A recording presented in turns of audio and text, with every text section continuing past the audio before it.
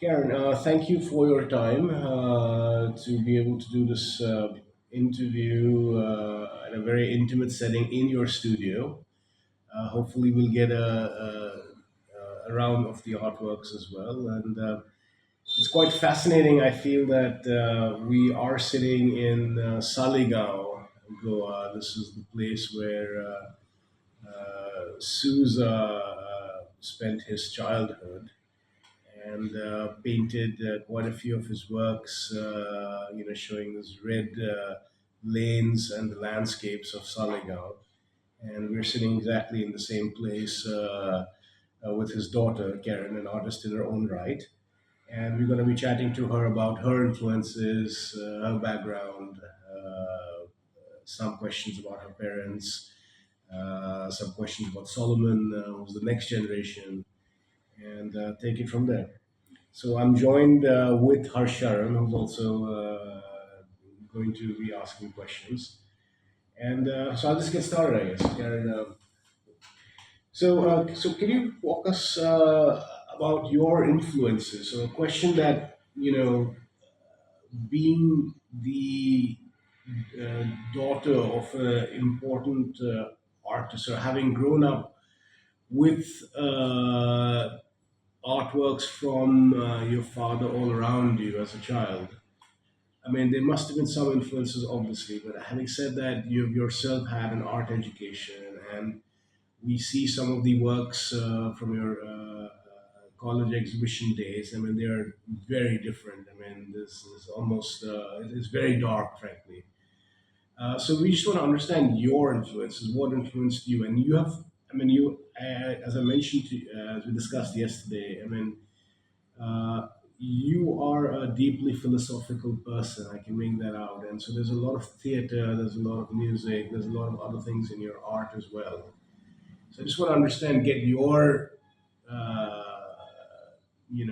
thoughts on how your art has developed and how it began and how it was influenced. I know it's a deep question. We can. So what we'll do, as I said, we'll have this interview in a few sessions. Yeah. Subsequent sessions, we can walk around and walk on maybe in Saligao and take it from there. Okay, sure. I'm going to just say that, my home was filled with paintings, and for sure, through kind of a process of osmosis, if nothing else, I was like constantly soaking up, like, color schemes. My father's color is probably the first thing that like hits you even before the content. And as a very small child, I don't think, thankfully, I didn't realize that there were like scary people with, mouths full of sharp teeth and millions of eyes. Like, I was more like involved in the color. So I think that definitely, like, traveled with me and still does. Like his extraordinary, exotic color, and then of course, yeah, I did become aware of the content, and I think the content was really resonated with me. Um, I don't know. Unfortunately, the story of humans is that we've always got some axe to grind, and so there were plenty of axes to be ground, like when I was like a teenager and then beyond. And so when I made those dark pieces, um, I suppose I was just like intensely aware of like a lot of injustices, and I found like a lot of camaraderie like in the German expressionists. Um, and so I sort of don't feel that they're any darker than Beckman's or John Hartfield's or Otto Dix or George Gross. I felt like very much like I say, like in a kind of team with them, like kind of trying to trying to hold up like a mirror to the protagonists of the darkness, of the real darkness, to kind of almost shame them. It was like that. It's like a kind of an activity like that. I think that if you produce something, then like I had a shift, and I'll talk about that later about. sort of like realizing that if you actually kind of replicate something, what you do is you kind of add more darkness to already dark world, and what you need to do is like bring something contrasting. Actually, the shift that you've mentioned this earlier as well, and that is also when you, I think, changed your name. Was that the coincident, the shift that you're talking about? Made it specifically SouzaKohn, or is that On my birth certificate, it just says Souza. Souza? But then when I, like, Con was my, see, my Mother's. mother's name was originally Con, which is actually Corn, which is Cohen, because, like, my grandfather was a Cohen, which means he was a direct descendant of Aaron, who was Moses' older brother. And he was like the first Kohen, the first priest who served in the temple. And so Kohanim, there's actually a gene. It's an X, a YY gene or an XX gene. Can't quite remember, but an actual discernible gene that can be identified, like from saliva today. That is a patrilineal lineage from Aaron Harishon, which is, I said Aaron Harishon, which means Aaron Harishon. Just Aaron, yeah, is good enough, and which is really incredible. And so, like, as I was like kind of becoming aware of that heritage, and because sadly, the name, my mother's family name, had been changed by her family from Cohen to Christian, spelt with a K, not with the CH. Why was that? Because the war and everything. So there was a lot of camouflage, a lot of Jewish camouflage going on. You know, assimilation, camouflage. There was a lot of like hiding that has gone on, not just then, but has always, I think, gone on for reasons of survival, or I don't know, you know, for all of the reasons that like one would imagine. So it was a double thing. It was like also wanting to kind of like embrace both of them, but also to like reclaim like, you know, the original version, because it was really powerful to discover that. I actually hired a genealogist to find out the real kind of veracity of that lineage. But it was because some people are just called that, but they're not necessarily actually connected. But how did that affected your art in a certain way as well, right? Or that movement in your time where you made all these changes, but how did your Sure, yeah, for sure. I mean, it's literally like, you know, sort of feeling that like you know that when you're looking at stuff, when you're looking at this world, like you see the physicality and you kind of feel like that's the kind of the end of it. But then it's like a curtain kind of gets kind of drawn, like opened, and then this whole kind of spiritual equivalent or a spiritual dimension like becomes apparent, which is like kind of running concurrently. And it's like, and that's how it was. 'Cause and did that soften your artworks a little bit, given that now it's suddenly like you're it's like spiritual, inclined, I or I mean I guess I hope so. I mean I don't think I made a conscious. I think it was a very felt thing, and thankfully it did kind of coincide with like becoming a mother as well. It was sort of really very very powerful and life enhancing and joyful. So there was like a whole big like shift in kind of feelings of you know, I was an angry, disturbed teenager, and thankfully I found like happiness and joy, and I think I expressed that. I think I just say that like it's a nice analogy, and it's sort of apropos, which is like in The Wizard of Oz, when like it's all been black and white up until when she's in the house in the tornado, and then the house lands on the witch, and then she opens the door, and then the whole film goes into colour. so that's the analogy. Okay, that's Yeah, so I killed the witch. you killed the witch. Uh, going going ahead with your art, and I've asked this question before, I noticed a lot of your works are oil on primed paper. I think there's a storyline to that, right? Can you walk us through how that came by? And prime card, And right? primed card, yeah. Yeah. Well, I was very excited because I got given some very large. They were like 5 foot high um, card rolls, so they were much larger than anything I've been working on. I think, and they were like they were payment for clearing out a warehouse, and they've been used to make patterns for clothing. Mhm. Um, I think in a Jewish sweatshop actually, because they also gave them some wrought iron heavy metal irons that they used to put in the fire to literally seduce an island or something, and they have like Star of David. Like, I know they're very beautiful objects actually.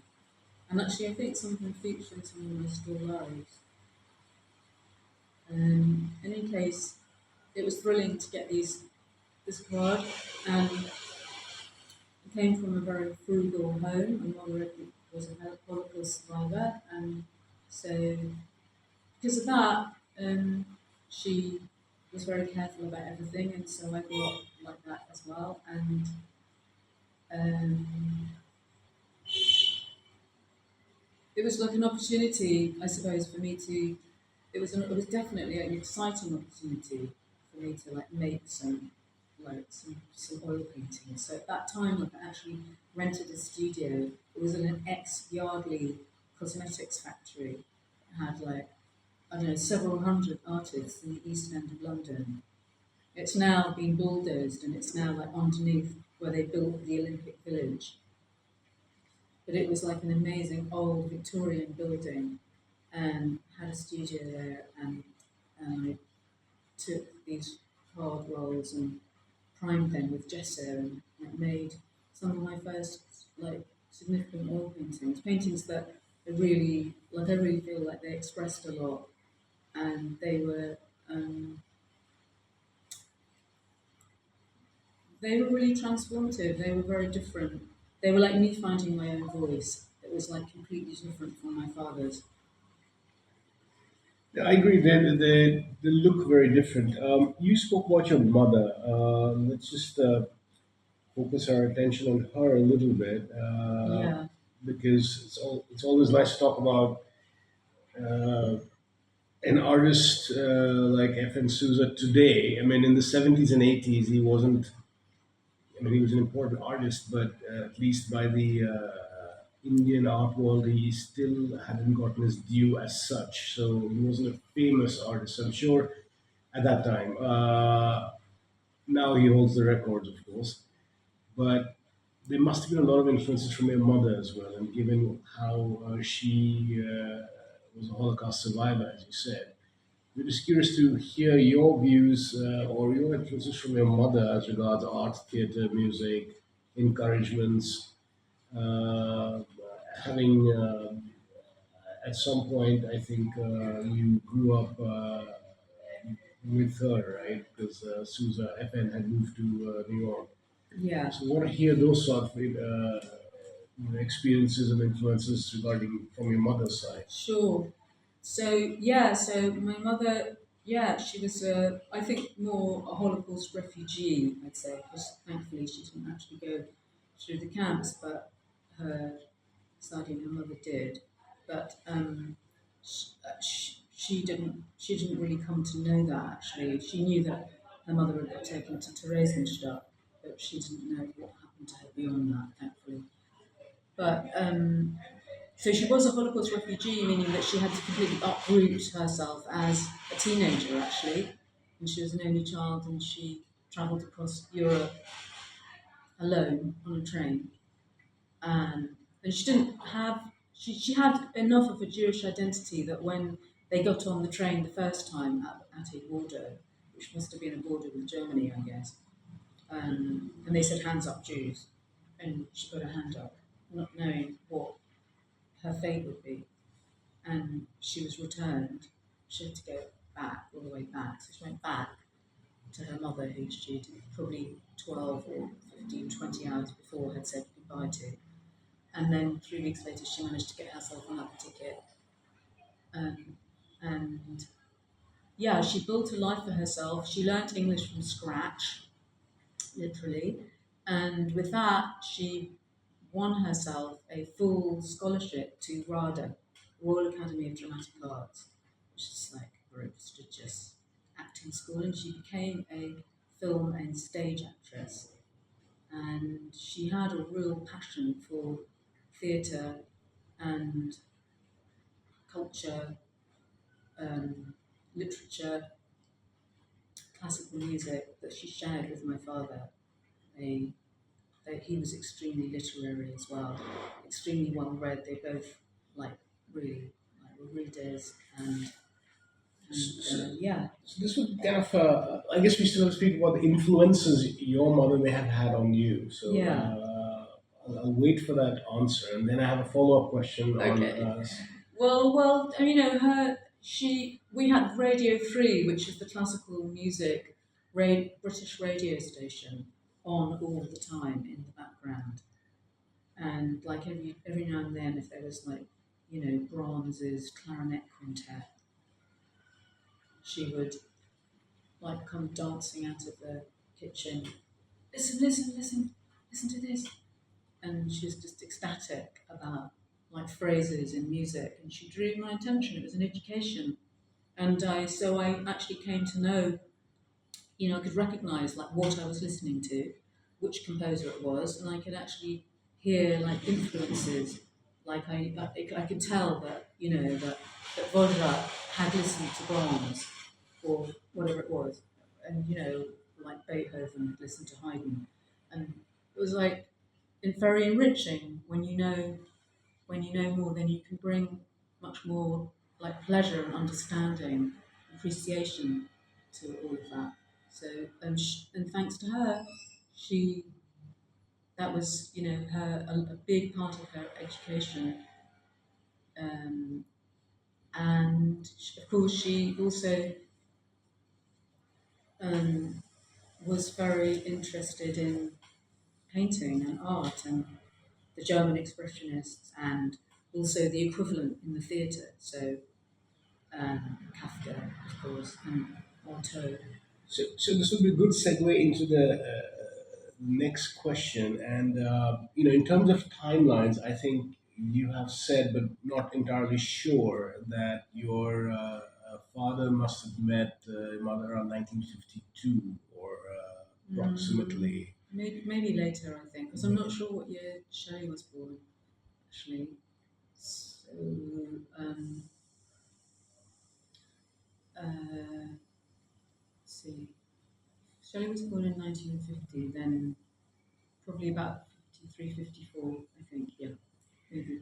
And now here we have, and one of the things we still have to ascertain is when the Nirvana of a Maggot was published. And the reason I'm asking all these questions is that here we have a graduate of RADA who's very interested in art, theater, music herself, literature herself. And some of the artists that you've mentioned that you may have been influenced by, who were also big names at that time, were of course Otto Dix and George Gross, which were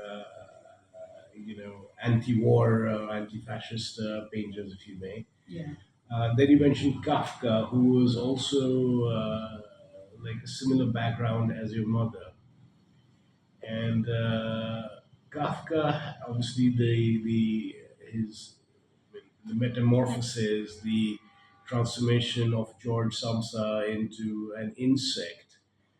I mean, all of these cultural influences, while it is difficult to pinpoint, is it possible that they came from your mother's side to Souza? I mean, who was from a very different background. Souza was from Goa. I mean, we've had this discussion when he had discussion before. When he was in Goa, you see a lot of his works, village scene, temple dancers. Yes, of course, there was a crazy self nude of him painting as well. But a lot of his artwork seemed to be, very local. and suddenly we move over to late 50s to metamorphosis, turning into an insect. Mhm. I mean, how much of an influence do you think your mother had on Souza? Well, I mean, I think it's more a case of them being really kind of kindred spirits. Actually, I think that yeah, for sure, you know, they probably didn't share many conversations, but I think that actually what's interesting is that they were both raised by widows,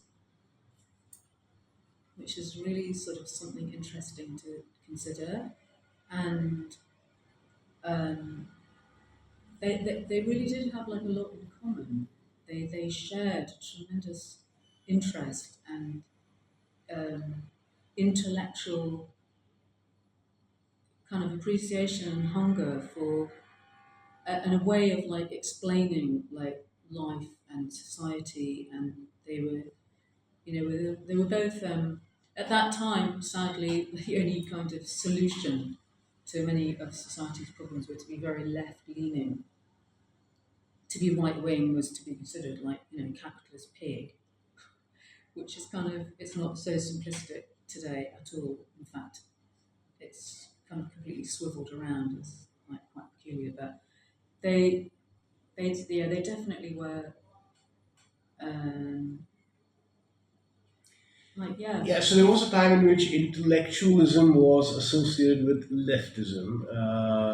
If you consider yourself to be an intellectual, you would automatically be leftist. But I think that has changed over these last few decades as uh, the problem with leftism, which is not recognizing individual spirit and forcing a certain amount of views, that hasn't worked in the favor in its favor as a movement. hmm And so, therefore, while intellectualism is always there, and will always be people with who love theater, music, poetry, art, who care more about these than anything else. But I think the leftism is no longer considered that important. That actually leads us mm. to another question. So, Mm. Yeah. and it all seems to be tied up. So, in Mm. India, even though Souza, I think, left in 49, a lot of his early, I would say, not use the word benefactor, but a person who encouraged him was this person called Rudy Von Laden, who was also an art critic for Times of India, who I think was and also an escapee from Austria, and uh, who also, as an art critic, he used to use his initials as RVL and not his full name. It is possible he was disguising himself, but it's also possible sometimes in news media people use initials, so it's not entirely clear. Mm-hmm. But certainly, he and his gang of two other friends, Why do I? Walter Langhammer and Schlesinger, Mm-hmm. were crucial in introducing or in kind of being patrons to Souza and his colleagues called the Progressive Artist Group. Souza was also a member of the Communist Party for a short period of time, though I'm not able to find any original sources that exactly list when he joined and when he may have left. Right. So this was his Mm-hmm. kind of his friend circle in India Mm. when he was painting, and then he goes to London, Mm. and of course he at some point meets your mother, who would kind of come from the same circle of sorts. Exactly. Yeah. So in a sense, there's a bit of continuity. So he liked being literary. He liked being liberal. He liked being leftist. He liked literature, Yeah. and that's the circle he lived in, I guess. Yeah. Yeah. Uh, There's a legend that says that he couldn't afford to buy books, when he was in India, and there weren't any libraries, so he would like stand in the bookshops and read the books. You mentioned yesterday, and this going back to your own personal art, about we spoke about artist ethics. I mean, and I think that referred not necessarily to commercial transactions, but more to paint what is within you versus something that panders to a client base. I'm just curious to get your thoughts on why you paint and what you paint, and how do you go about it? I mean, does it just come from within? I mean, you how do you disassociate yourself with everything outside and kind of associate back into your own thoughts? How does that process work? Um, well, it's very difficult to kind of compartmentalize the mind. Things are like flowing, and you know, one does have like a tremendous amount of influences going on and a big bank of like mental reference material to call upon. And often, you're like, even when you're looking at something, when I'm looking at something or experiencing something, I might be making like some kind of simultaneous cross reference with a way in which that has been tackled or approached by another artist. I might be, and that's why I think that it's very, very important to be very self-referential. It's very important to actually like just surround yourself with your own work and put it up and allow it to kind of To feed grow and more mature imagery. and experiment. Yeah, to push it further because there's always like more to say, more to do. There's no such thing as like the ultimate statement, visual statement. I've got nothing else to say. I could put all my paintbrushes down now. That's it. I've said it. It's not like that. It just goes on, and there's a quest. It can eternal. Well, certainly you've moved yourself from London, right, or Jerusalem, and now you're living in Goa.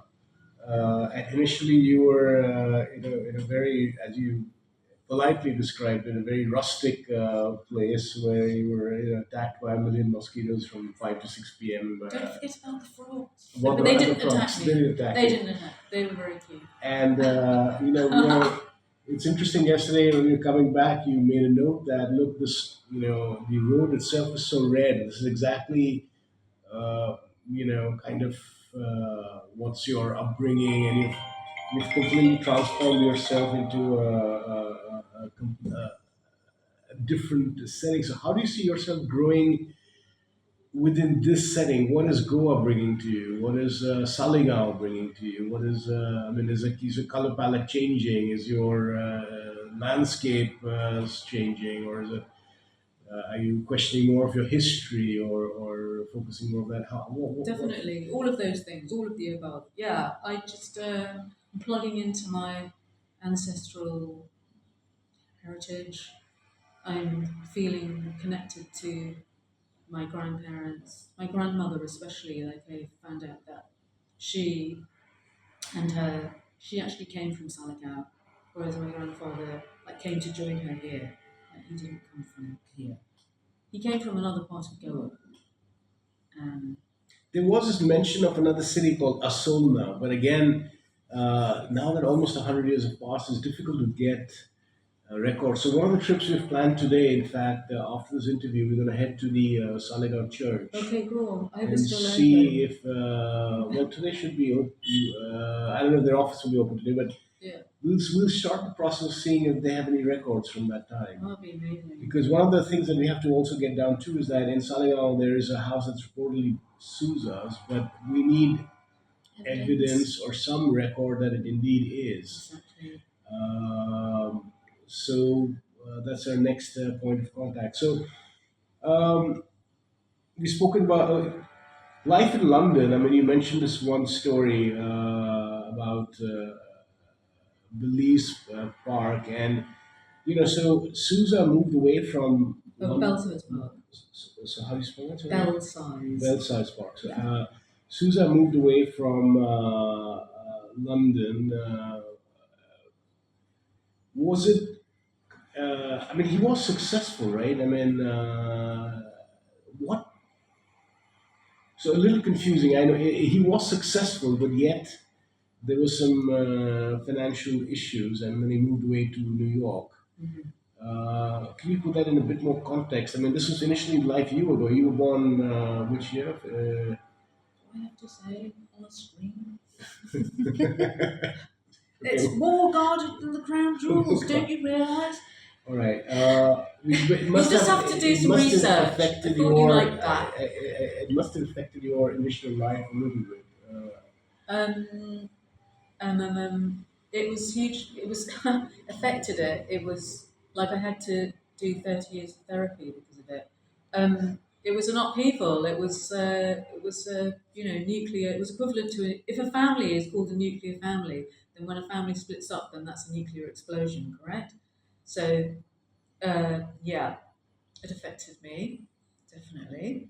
Um, what's the question?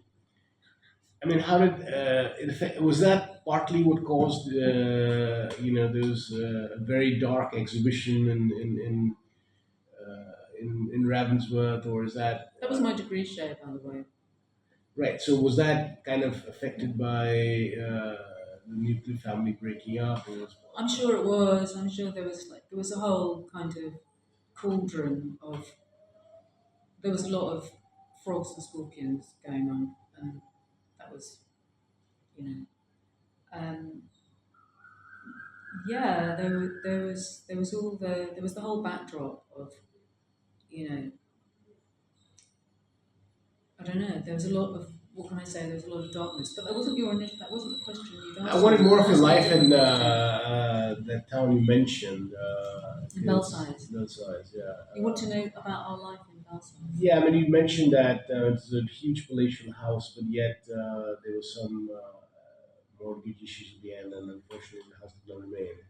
True. Yeah. Uh, so I guess Souza was, Oh yeah, you're saying how how was it that Susan was successful yet, yeah. and yet there were like it's kind of a contradiction and doesn't seem to kind of quite kind of hang together. Well, that's I mean well done for like pointing that out, and I don't that's an anomaly. That's maybe that's just what happens when you're an artist. You can't account for lots of stuff. I don't know. I mean, he was busy like just producing like a staggering amount of work with everything that was going on in his life, which was also tumultuous for him. I don't think it was easy for him to. He loved his children, and he was very dedicated and devoted to us, as I'm sure he was to all his children. He was an amazing letter writer, and he never forgot a birthday. So he tried to be as much as he could a very doting father, and he was, and they were hugely appreciated. When the letters came through, landed on the doormat through the letterbox. That was like extremely exciting day. That you know, its effects like lasted for like weeks, and but yeah, I mean, he could have done with a manager, I guess, or a secretary or something, or some staff. And I don't know. I don't really know what happened to it. Well, I think he was very generous actually, and I think that he had, when he had money, he had like a lot. So he suddenly had like a lot of new friends, and I think that he was extremely generous without properly thinking about stuff. And unfortunately, he didn't pay attention to paying the mortgage. And but perhaps that wasn't his destiny. His destiny was that he was meant to go to America. Like he used to say, because that's what happened as a result. But in the U.S., And just to say something about his success, he was extremely successful. And given that he was a man of color in the 50s and 60s, early 60s, he made extraordinary inroads into the kind of what had up until then been like exclusive, like white male world of artists. and he actually showed alongside a number of artists. I think there were 6 of them in total, represented Great Britain at the Guggenheim. And I've actually got the catalogue which I could share with you, which I managed to get from their microfilm archives, which is really interesting. Unfortunately, it doesn't have any pictures of his work, but In it those has. days, catalogs had listings. They never had any pictures. Oh, I see. Very few, at least. Okay, and but it has a list of the artists. I can only remember Cherry Richards. Um, maybe I think Terry Frost as well, who's a Cornish artist. But anyway, so I can definitely provide that. Okay, and then what was his? He had a couple of other like big claims to fame. He met the Queen because he represented India at the Commonwealth Institute, and there's a lovely photograph of that, which I could also share. And he won a Rome scholarship, and he won a junior prize at the John Moores competition in Liverpool, which is extremely prestigious competition that happens once every 2 years to this day still. And and something else. He was alongside like Francis Bacon, but I can't remember what that was exactly, so I'll have to look that up. But that was very amazing. It's something, if he. Francis Bacon and Graham Sutherland. What was the event? I can't quite remember. Yeah. So yeah, you're right. He was like incredibly successful. So yeah, there's an anomaly. Like, where's all the pots of money? Because he does say on the back of his Mullins book, "I make more money from my paintings than the Prime Minister does from his politics." Except he said it with an Indian accent, and it's just a funny. It's a funny sentence anyway, and it's printed on the back of the dust. It's a bit kind of Dad, You have to. like yeah, like please. Don't do that. When did you last? You had said you visited him in the 80s in New York. Well, he came to London before that. Like when I was 18, he came for a show of his own. So that was the first time I'd seen him for about 10 years, maybe 8. I think maybe I was 10 when he left. 10, yeah, maybe 11. Anyway, around about then. So there had been communication with the letters and the cards, but of course, like to see him. And also, he'd made like a 45 record, a small record. Like he made it at the top of the Empire State Building. You could make like a little message, Mm-hmm. and he did that. So I've actually got that, and I can share that with you as well. It's really sweet. Um, and and yeah, What is this recording in? This is what is this? it's like a kind of audio telegram that you could send in those days from the Empire State Building, Fascinating. which at that time was the tallest building in Right. New York. Right. And he went up it. And he was like very into being like, the future in this futuristic city. He found that just, as he said, fabulous. Fabulous. Fabulous. And because like obviously it was very contrasting with the red roads of Goa. I mean, it couldn't be more contrasting. Did you ever see your father painting or working? Oh yes, I did, and I've got some really lovely memories of that actually.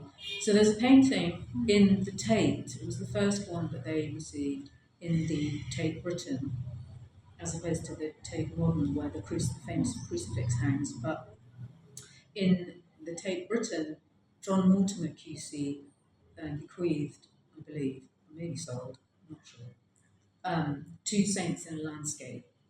And I watched my dad painting that. He painted it in we used to go. We went for a couple of summers on holiday. My sister and I went to nursery school. I sent you photographs of us at nursery, Yeah. and that nursery was run by an amazing woman called Gillian Bliss, and she was very blissful. And she was originally like a Quaker, and her family were Quakers. Anyway, she began this glorious nursery, and I have no idea how my mother found it, but it was lovely. I have good memories of it. And her partner or husband was a painter, Martin Bradley. And he and my father became friends, and my mother and Jill were friends. And so my parents got invited with us to, they had a cottage in Valdemosa, which is like a little house in this really like antiquated village in Minorca, not Mallorca. So there's like a big island and a small one off the coast of Spain. And we went and had like a couple of summers there, and that's where he painted Two Saints in the Landscape. And I sat next to him because he would often paint like actually on his haunches, like the way that Indian women like cook. You know, the way that a baby will comfortably, a 2-year-old will comfortably sit with their feet, the soles of their feet on the floor, Right. and they're Cross-legged. like no, not cross-legged. Okay. Like you've got your feet on the your feet on the floor, and your knees are like bent down in front of you, and your arms are, and your Got it. So that's like there's actually like somebody who does that behind me. I can see her through my bedroom window. It's amazing. Like, I see her like kind of pounding spices, and she's in that position. So my dad painted like that often with a canvas on the floor in front of him, which is really like incredible. Because like to get the perspective and everything when something's like lying down in front of you like that is like hard. It's much easier to have it on the easel than to step back Yeah. and So, like so the person who's really do like known sword for fighting with your paintbrush. having canvas on the floor, of course, is Pollock.